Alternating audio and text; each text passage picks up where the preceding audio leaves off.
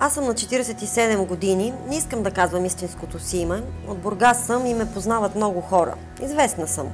Обществена личност съм и аз обаче не съм изживяла като другите жени ужаса на побоищата, на вечните скандали.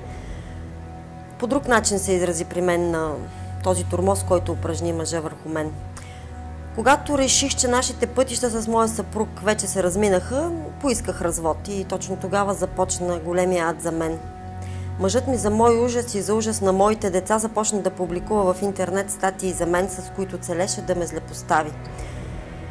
Под всички публикации в сайтовете той пишеше гнусни коментари, обиди, измислици, наричаше ме с обидни думи, съчиняваше си разни истории с колко мъже съм била, къде, как съм го правила.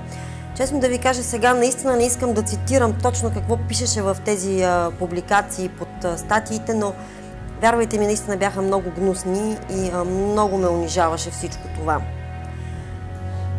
Както ви казах, ме познават много хора в Бургас и когато започна психическия тормоз, аз не знаех какво да предприема и как да се справя с това.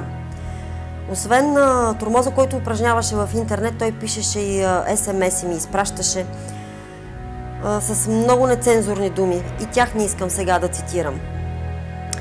И изведнъж осъзнах, че аз този мъж изобщо не съм го познавала. Сякаш не съм живяла с него 20 години, но след като подадох молба за развод, той се разяри. Бях чувала за всякакъв тормоз, знаех, че много жени в България са жертва на домашно насилие, но никога не бих предположила, че на мен ще ми се случи.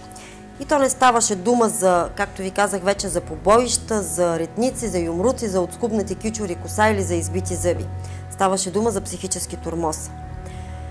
Един ден просто не издържах на поредната психоатака от негова страна по интернет и телефонния тормоз, който ми упражняваше, и пуснах една жалба в прокуратурата. Веднага се консултирах с адвокат, наех го.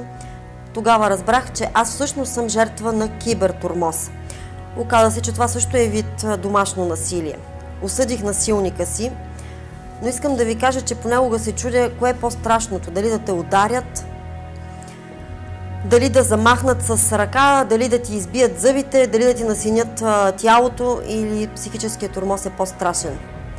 Въпреки присъдата, която получи и моя съпруг, аз все още не мога да си намеря покой и вярвайте ми, все още се робя в интернет да не би той отново да пуска такива гнусни статии за мен и гнусни публикации.